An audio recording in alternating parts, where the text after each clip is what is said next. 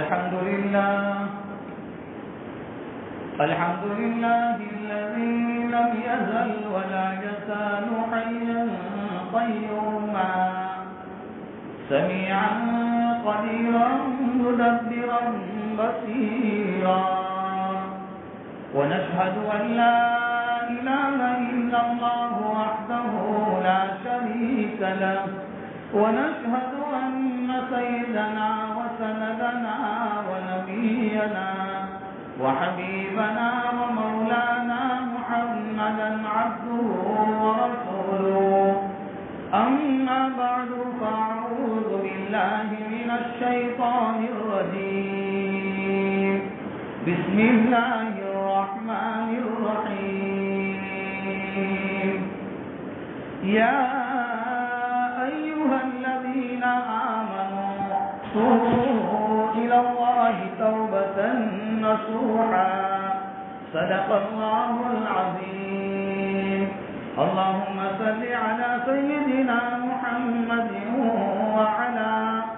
وعلى آل سيدنا محمد وبارك وسلم معزز علماء کرام، بزرگان محترم، گھروں میں بیٹھ کر سننے والی اسلامی مائیں اور بہنیں، حق تعالیٰ جل شانہ نے سورہ زمین پر بے شمار نعمتوں سے مجھ اور آپ کو مالا مال فرمایا ہے۔ بے شمار نعمتیں عطا فرمائی کہ کوئی آدمی اگر پوری زندگی اللہ کی نعمتوں کو گننا چاہے تو نہیں گن سکتا، اگر کوئی آدمی اللہ کی نعمتوں کو شمار کرنا چاہے تو نہ شمار کر سکتا ہے۔ اس لیے ان موجودہ دور میں اور موجودہ حالات میں آدمی یہ سمجھتا ہے کہ بہترین مکانات ہو، بہترین سواری کے لیے گاڑی کا انتظام ہو اور دوسری آسائش و آرام کی چیزیں میسر ہو تو سمجھتا ہے کہ میرے پاس بہت ساری نعمتیں ہیں۔ حالانکہ انسان کے بدن کا ایک ایک بال یہ اللہ کی طرف سے بہت بڑی نعمت ہے۔ اس لیے یہ جب تک میرا اور آپ کا سانس چلتا ہے وہاں تک ہم یہاں ہیں۔ جس گھڑی اور جس سیکنڈ میں یہ سانس کا چلنا بند ہو جائے گا، رک جائے گا، میں اور آپ بھی وہاں ہوں گے، قبرستان میں ہوں گے۔ ان حالات میں ہم نے دیکھا ہزاروں نہیں لاکھوں کی تعداد میں لوگ منومن مٹی کے نیچے دفن ہو گئے اور آج ان کا کوئی پرسان حال نہیں ہے۔ تو اللہ تعالیٰ نے مجھ اور آپ کو بے شمار نعمتیں عطا فرمائی۔ ان تمام نعمتوں میں سب سے بڑی نعمت وہ ایمان کی نعمت ہے۔ اس لیے جس گھڑی اور جس سیکنڈ میں میں نے اور آپ نے اپنی ماں کی گود میں آنکھیں کھولی تھی، ہم اس وقت کو یاد کریں کہ اسی دن اسی گھڑی میں اللہ تعالیٰ نے اپنے ہزاروں بندوں کو دنیا میں پیدا کیا۔ کوئی عیسائی کے مکان پر پیدا ہوا، کوئی یہودی کے مکان پر پیدا ہوا، نہ معلوم کون کہاں پیدا ہوا اور کہاں وہ اپنی زندگی گزار رہے ہیں۔ اللہ تعالیٰ نے مجھے اور آپ کو ایمان اور کلمے کی نعمت عطا فرما کر ہمارے اوپر بہت بڑا ایک احسان فرمایا ہے۔ اسی لیے مسلمان کے گھر میں پیدا ہونے والا بچہ جب پیدا ہوتا ہے تو اس کے داہنے کان میں اذان کہی جاتی ہے، بائیں کان میں اقامت اور تکبیر کہی جاتی ہے اور اس کو یہ پیغام دیا جاتا ہے کہ پیدا ہونے والے بچے تیری زندگی بہت مختصر ہے، بہت چھوٹی زندگی ہے، تیری صرف نماز جنازہ باقی ہے۔ اسی لیے ہم روزانہ دیکھتے ہیں فجر کی اذان میں اذان ہوتی ہے، تکبیر ہوتی ہے، پھر نماز کھڑی ہو جاتی ہے۔ پانچوں نمازیں میں یہ سلسلہ ہے۔ جنازے کی نماز میں نہ اذان ہے نہ اقامت ہے، صرف نماز جنازہ ہو جاتی ہے۔ پیدا ہوتے ہی یہ پیغام و یہ سبق دیا گیا کہ تمہاری زندگی اتنی مختصر ہے اتنی چھوٹی زندگی ہے کہ کہیں اس دنیا کی غفلتوں میں اور دنیا کی محبتوں میں اور اپنے مال و دولت کے نشے میں اور اپنی طاقت کے نشے میں کہیں اس زندگی کو غفلت میں مت گزاریو۔ تم جس گھر میں پیدا ہوئے ہو، جس خاندان میں پیدا ہوئے ہو، جس سوسائٹی اور جس قبیلے میں تم نے جنم لیا ہے، وہ سوسائٹی بڑی نہیں ہے، وہ خاندان بڑا نہیں ہے، وہ قبیلہ بڑا نہیں ہے، وہ گاؤں بڑا نہیں ہے، کوئی چیز بڑی نہیں ہے۔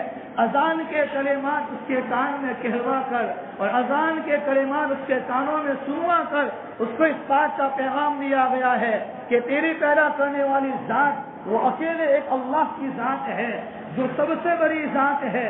دنیا میں اس کے سامنے دنیا کی کوئی طاقت اس کا مقابلہ نہیں کر سکتی ہے، دنیا میں کوئی اس کا مقابلہ نہیں کر سکتا ہے، اور جس نے مقابلہ کیا ہے اور جس نے مقابلے کرنے کی کوشش کی ہے، اللہ نے اس دنیا میں اس کو ذلت کا منہ دکھایا ہے۔ یہ پیغام دیا گیا کہ زندگی بہت مختصر ہے، بہت چھوٹی زندگی ہے۔ جس طریقے سے برف کا ٹکڑا اگر ایک آدمی راستے میں لے کر بیٹھتا ہے اور ایسے ہی راستے میں رکھ دیتا ہے، پگھل جائے گا، برتن میں رکھیں گے پگھل جائے گا، لیکن اگر اس برف کے ٹکڑے کو راستے میں رکھیں گے اور کوئی برتن نہیں ہے، ایسے ہی روڈ پر چھوڑ دیا ہے، راستے میں چھوڑ دیا ہے، پگھل جانے کے بعد آنے جانے والے کو تکلیف کا ذریعہ بنے گا۔ اور یہی برف کا ٹکڑا اگر گھر کی ماں بہنیں اگر کسی برتن میں رکھتی ہے، پگھلنے کے بعد وہ ٹھنڈا پانی ہو جاتا ہے، پینے کے کام میں استعمال ہوتا ہے، اس کے ذریعے سے دوسری ضرورتیں پوری ہو جاتی ہے۔ یہاں یہ سبق دیا گیا ہے کہ یاد رکھو تمہاری زندگی ایک برف کے ٹکڑے کے مانند ہے۔ تم اس زندگی کو چاہے کسی بھی اعمال میں لگاؤ، اگر اچھے اعمال میں گزارو گے تو جنت تمہارا انتظار کرتی ہے، اگر اس زندگی کو جہنم والے اعمال میں لگاؤ گے، برے اعمال میں لگاؤ گے، نعمتیں کھا کھا کر نعمتوں کی ناشکری میں لگاؤ گے، جہنم آپ کا منتظر ہے۔ یہ دنیا کے اندر پیدا ہونے والے ہر ایک کے ساتھ ایک ضابطہ ہے، ایک اصول ہے اللہ کا۔ تو زندگی بہت مختصر، اور اتنی مختصر زندگی ہے، اتنی چھوٹی زندگی ہے میرے بھائیوں کہ ہم اس کا اندازہ نہیں لگا سکتے۔ ہم نے اس موجودہ دور میں قریباً اس 2 سال کے ایام میں ہم نے جو نہیں دیکھا تھا وہ اللہ نے سارا سب کچھ ہمیں دکھا دیا ہے، اور ہماری دکھوں کی آنکھوں کھولنے کے لیے ان تمام اسباب کو اللہ تعالیٰ نے اختیار فرمایا، اور ہمیں بتایا گیا، ہمیں اس بات کی تنبیہ کی گئی ہے کہ دنیا کے انسانوں، او میرے بندو اور اے میری بندیوں، کب تک گناہوں والی زندگی گزارتے رہو گے؟ کب تک میری زمین پر میری نعمتیں کھا کھا کر، آسمان کی چھت کے نیچے رہ کر، کب تک میری نعمتوں کے ذریعے سے فائدہ اٹھا کر کب تک مجھے ناراض کرتے رہو گے؟ ایک دکان چلانے والا ایک مالک اپنی دکان پر کام کرنے والے نوکر سے اس کے پاس سے حساب لیتا ہے اور اس کے پاس سے پورا محاسبہ کراتا ہے کہ لاؤ میری دکان پر میں نے تجھے کام کرنے کے لیے رکھا تھا۔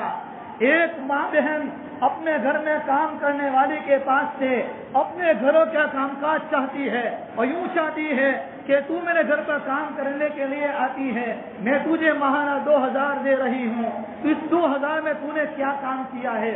اگر وہ ہمارے کہنے کے مطابق کام نہیں کرتی، اس کو سمجھایا جاتا ہے، پھر دوبارہ سمجھایا جاتا ہے، نتیجہ یہ ہوتا ہے اگر وہ کام کرنے والی مانتی نہیں ہے اور وہ اپنی بات پر اکڑ کر رہتی ہے تو گھر کی ماں بہن اس کو نکال لیتی ہے۔ وہ گھر کا آدمی یوں کہتا ہے، گھر کا فیملی ممبر بڑا آدمی یوں کہتا ہے اس کو رہنے دیجیے، ماں بہن یوں کہتی ہے نہیں نہیں یہ برابر کام نہیں کرتی ہے، برابر کپڑے نہیں دھوتی ہے، برابر جھاڑو پوچھا نہیں لگاتی ہے، اس کو نکال دو، کسی دوسری کو تلاش کر لیں گے۔ دنیا کے انسانوں کے ساتھ ایک ضابطہ ہے، ایک اصول ہے، جس رب نے ساتوں آسمان پیدا کیے ہیں، جس رب نے ساتوں زمین کو بچھایا ہے اور درمیان میں ساری مخلوقات کو پیدا کیا ہے، اور آسمان اور زمین کے درمیان میں 18,000 مخلوقات کم و بیش پیدا فرما کر حضرت انسان کو، ایمان والوں کو ایک ایمان کا ایک تاج دیا ہے، تو کیا میرا اور آپ کا رب اس دنیا میں رہتے ہوئے دنیا کی چیزوں کو استعمال کرنے کے باوجود کیا ہم سے سوال نہیں کرے گا؟ یقیناً وہ سوال کرے گا۔ قرآن میں اس کا تذکرہ ہے۔ اللہ تعالیٰ قرآن کریم میں فرماتے ہیں ثم لتسألن يومئذ عن النعيم، کہ تمہیں قیامت کے دن تم سے سوال کیا جائے گا نعمتوں کے بارے میں۔ اللہ اپنے بندوں سے، اپنی بندیوں سے ایک ایک نعمت کے بارے میں سوال کرنے والا ہے، سوال کرنے والا ہے۔ یہ آنکھیں دی ہے، آنکھوں کا استعمال کیا کیا ہے؟ زبان دی ہے جو بہت بولتی ہے، اس زبان کا استعمال کیسا کیا ہے؟ کان دیے ہیں، دماغ دیا ہے، دل دیا ہے، سب کچھ دیا ہے۔ اسی لیے دنیا میں پیدا ہونے والے ہر ایک آدمی کو اللہ تعالیٰ نے دو چیزوں سے بنایا ہے۔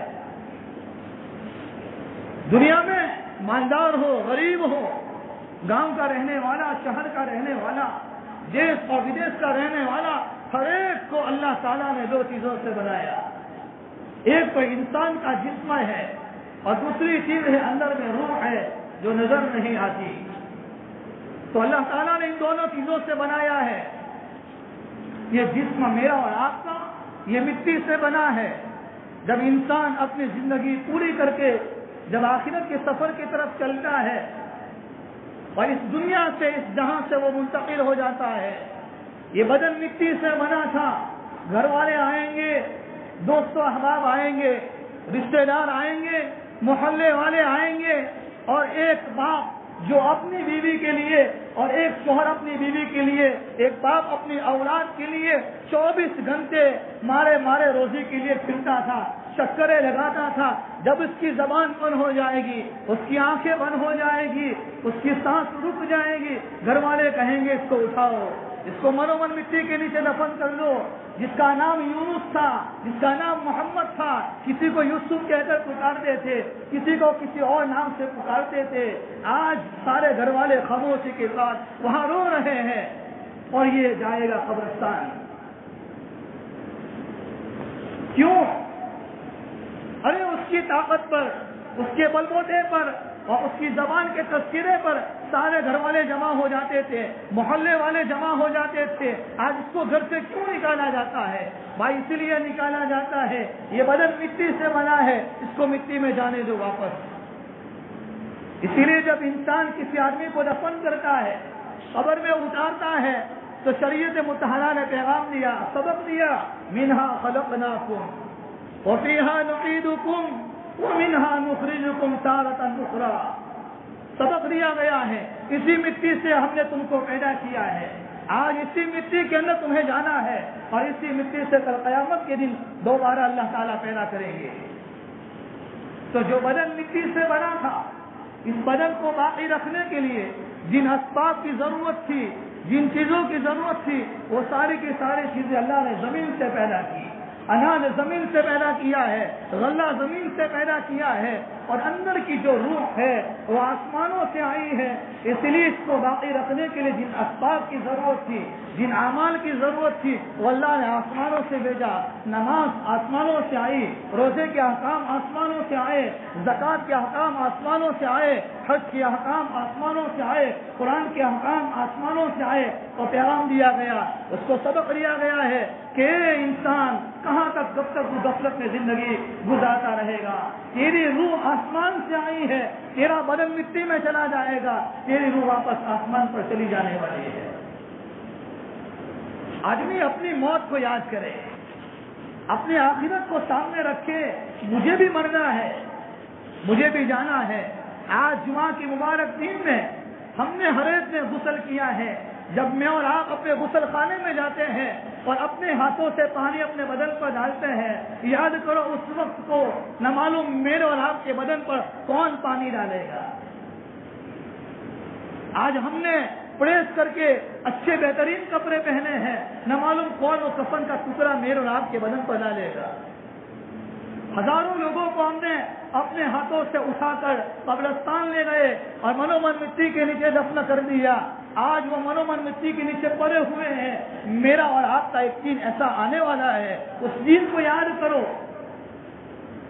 نہ معلوم کون ہمیں اٹھا کر لے جائے گا۔ دنیا کی زندگی میرے بھائیوں بہت مختصر ہے، بہت چھوٹی زندگی ہے۔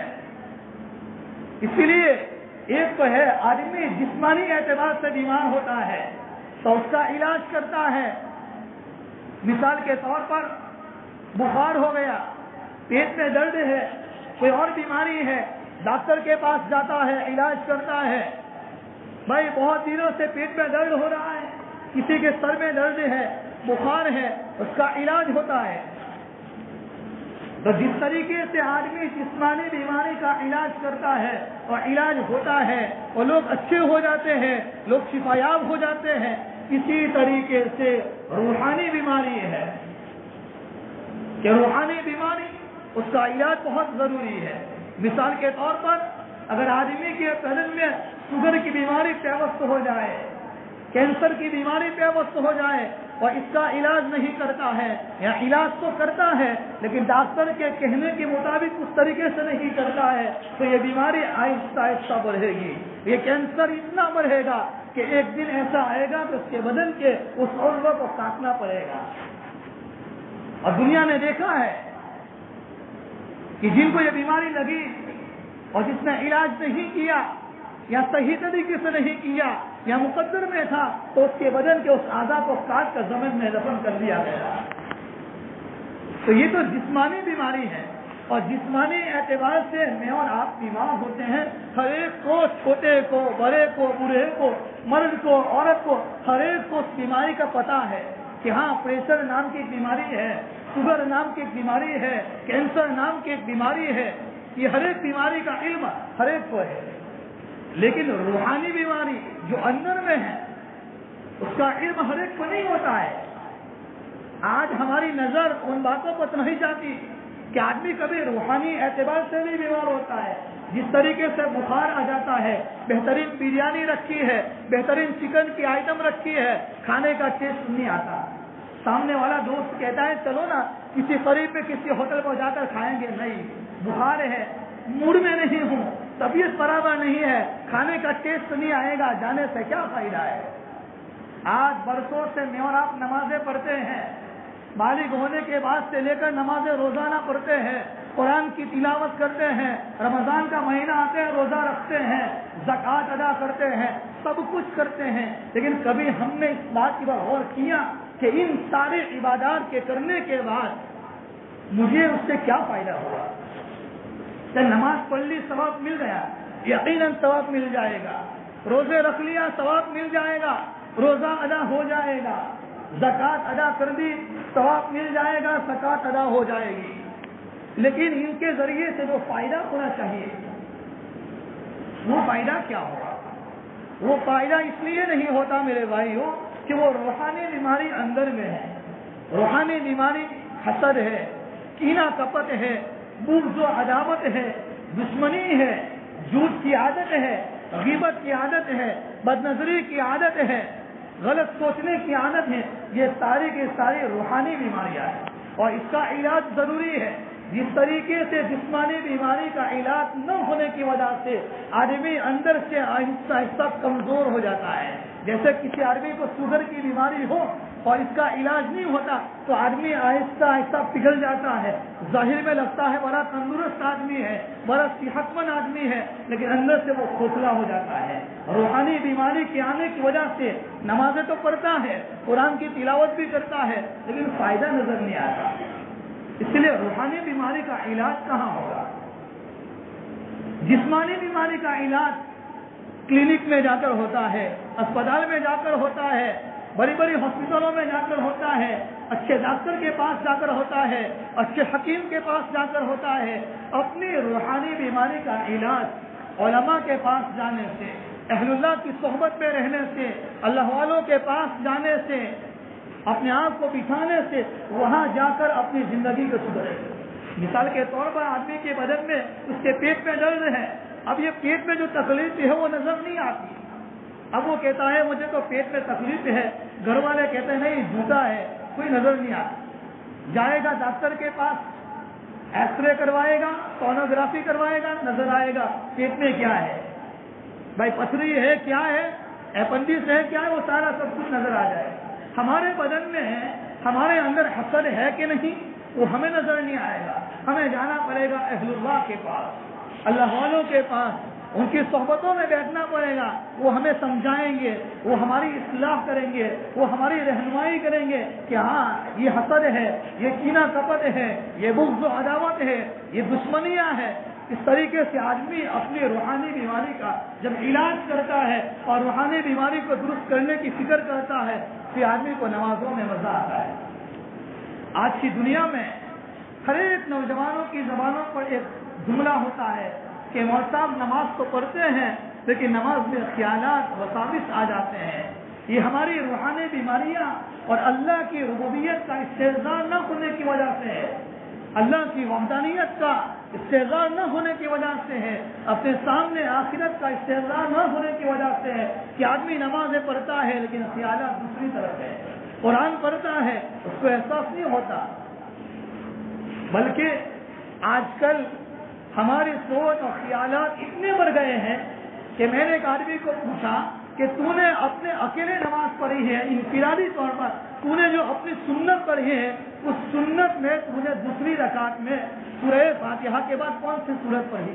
وہ سر کھجلاتا ہے، امام کے پیچھے نہیں، اپنی خود کی ذاتی سنت جو آدمی اکیلے پڑھتا ہے، نفل نماز اکیلا پڑھتا ہے، اس کو خود کو معلوم نہیں ہے کہ میں نے سورہ فاتحہ کے بعد میں نے کون سی سورت پڑھی۔ اتنی غفلت اس وجہ سے ہو جاتی ہے میرے بھائیوں کہ ہمارے سامنے اپنی زندگی اور اپنی آخرت کا کوئی استحضار نہیں ہوتا ہے۔ آدمی یوں سمجھتا ہے وہ بیمار تھا، وہ اس کا انتقال ہو گیا اور اس کو قبر میں جا کر دفن کر دیا، وہ بیچارہ بہت برہا ہو گیا تھا، اس کے پاؤں میں چلنے کی طاقت نہیں تھی، اس کی آنکھوں میں دیکھنے کی طاقت نہیں تھی، اسی لیے وہ بیچارہ دنیا سے چلا گیا۔ نوجوان یوں سمجھتا ہے میرے اندر تو پاور ہے، میرے اندر طاقت ہے، میری آنکھوں میں صلاحیت ہے، میرے دل و دماغ میں بڑی صلاحیت ہے، مجھے تو ابھی بہت لمبا جینا ہے۔ نہیں، جانا ہے، اور ہر ایک روزانہ اپنی موت کو یاد کرو۔ قرآن کریم کی آیت کریمہ پڑھی تھی یا ایھا الذین آمنوا توبوا الی اللہ توبۃ نصوحا، کہ ہم سے جو گناہ ہو جاتے ہیں، جو نافرمانیاں ہو جاتی ہے دنیا کے اندر، اللہ کی زمین پر رہ کر نعمتیں استعمال کرتے کرتے اور اللہ کی نعمتوں سے فائدہ اٹھاتے جو ناشکری والی زندگی ہم گزار رہے ہیں، ایسے موقع پر مایوس ہونے کی بجائے ایک نئی امنگ اور نیا جذبہ لانے کی ضرورت ہے اور اپنے آپ کو اللہ کے سامنے آہوزاری کرنے کی ضرورت ہے۔ اللہ کے سامنے رو، اللہ کے سامنے گریہ ہوزاری کرو۔ ایک اللہ والے مسجد میں آئے اور نماز پڑھ رہے تھے اور ایک نوجوان کسی کام کے لیے آیا تھا، جیسے ہی وہ صلی اللہ علیہ نے نماز کے بعد سلام پھیرا، آنے والے آدمی نے کہا حضرت میں تو اپنے کام کے لیے آیا تھا لیکن جب آپ نماز پڑھ رہے تھے تو مسجدوں کی دیواروں کے اندر سے ایک آواز سنی تھی اور وہ آواز یہ تھی کہ جاؤ تمہارا ایک بھی سجدہ ہمارے یہاں قبول نہیں ہے، تمہاری کوئی عبادت ہمارے یہاں قابل قبول ہے ہی نہیں۔ اللہ والے نے اس نوجوان سے کہا بیٹا میں تو برسوں سے اس آواز کو سنتا ہوں لیکن مجھے یہ بتا کہ اس چوکھٹ کے علاوہ اور اس ڈر کے علاوہ کون سا ڈر ایسا ہے اور کون سی چوکھٹ ایسی ہے جہاں جا کر میں اپنی معافی مانگ سکوں، جہاں جا کر میں اپنی مغفرت کروا سکوں۔ اللہ کی طرف سے غیب کی آواز آئی جاؤ اس جملے پر ہم نے تمہاری زندگی کے گناہوں کو معاف کر دیا ہے۔ آج تو غفلت والی زندگی گزر رہی ہے، ایسے موقع پر آنے کی ضرورت ہے اللہ کے دل کی طرف، اللہ کی چوکھٹ کی طرف اور اللہ کے سامنے آہوزاری کرنے کی، اللہ کو منانے کی ضرورت ہے۔ آج آدمی روتا ہے اپنے مکان کے لیے، اپنے بیوی بچوں کے کھانے کے لیے، اپنی روزی روٹی کے لیے، تو اپنی دنیاوی چیزوں کے لیے روتا ہے۔ کون اپنے ایمان کے لیے روتا ہے، کون اپنی آخرت کے لیے روتا ہے، کون اس لیے روتا ہے کہ اللہ نے مجھے ایک موقع دیا ہے، چلو میں اپنی زندگی کو غنیمت جان کر اللہ کے سامنے معافی مانگنے کے لیے تیار ہو جاؤ۔ اس لیے میرے بھائیوں یاد رکھو دنیا کی زندگی بہت چھوٹی ہے، اسی لیے حدیث پاک میں آتا ہے روزانہ 25 مرتبہ اس دعا کے پڑھنے کا اہتمام کرو. اللہم بارک لی فی الموت وفیما بعد الموت، اللہم بارک لی فی الموت وفیما بعد الموت. روزانہ 25 مرتبہ اس دعا کے پڑھنے کا اہتمام کرو اور روزانہ اپنی موت کو یاد کرو. جب آدمی موت کو یاد کرے گا اس کو اللہ کے سامنے ہاتھ اٹھانے کی توفیق نصیب ہو جائے گی، اس کو اللہ کے سامنے معافی مانگنے کی توفیق نصیب ہو جائے گی. اللہ نے ایک چانس دیا ہے، اللہ تعالیٰ مجھے اور آپ کو اپنی زندگی کی صحیح قدردانی کرنے کی توفیق عطا فرمائے، صحیح ایمان والی زندگی گزارنے کی توفیق عطا فرمائے. دعا کرتا ہوں اللہ تعالیٰ سب سے پہلے مجھے اور ہم تمام کو ان باتوں پر عمل کرنے کی توفیق عطا فرمائے. ایمان کی سلامتی کے ساتھ اس دنیا میں اللہ ہمیں دنیا میں باقی رکھے، اور جب بھی ہماری موت کا وقت ہو اللہ ایمان کی سلامتی کے ساتھ اس دنیا سے جانا ہم سب کو نصیب فرمائے. آمین. وآخر دعوانا ان الحمد للہ رب العالمین.